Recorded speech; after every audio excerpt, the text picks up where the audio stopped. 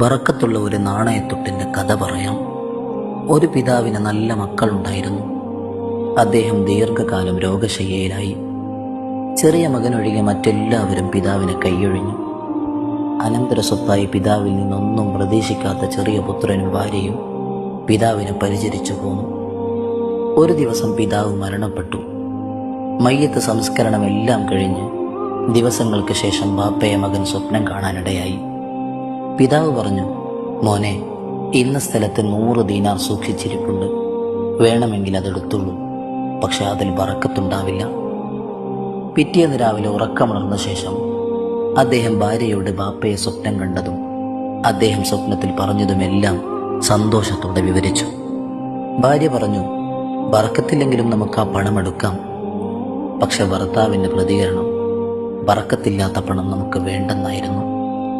പിറ്റേന്ന് രാത്രിയും അയാൾ പിതാവിനെ സ്വപ്നം കണ്ടു. പിതാവ് പറഞ്ഞു, മോനെ, മറ്റൊരു സ്ഥലത്ത് ഞാൻ 10 ദീനാർ നിക്ഷേപിച്ചിട്ടുണ്ട്, വേണമെങ്കിൽ എടുക്കാം, പക്ഷേ ഇതിലും ബറക്കത്തുണ്ടാവാനിടയില്ല. രാവിലെ ഉറക്കമുണർന്ന ശേഷം സ്വപ്നകാര്യം സഹധർമ്മിണിയോട് പറഞ്ഞു. ഭാര്യക്കെപ്പോഴും ബറക്കത്തില്ലെങ്കിലും ആ പണം എടുക്കാമെന്നുണ്ടായിരുന്നു.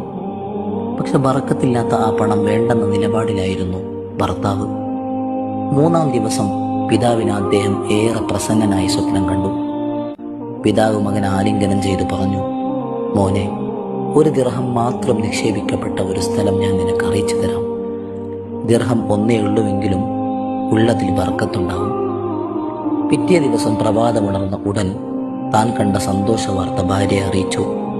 അദ്ദേഹം പറഞ്ഞു, ഇത് നമുക്കെടുക്കാം, കാരണം ബറക്കത്തുള്ള നാണയത്തൊട്ടാണെന്നാണല്ലോ പിതാവ് പറഞ്ഞത്. അവർ നിർദ്ദിഷ്ട സ്ഥലത്ത് നിന്നും അതെടുത്ത് അന്നു തന്നെ ആ പണം കൊണ്ട് മാർക്കറ്റിലേക്ക് പോയി മത്സ്യം വാങ്ങി.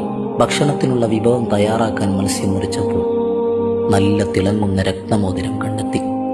രത്നത്തിളക്കം കണ്ട് അവർ അതിശയിച്ചു.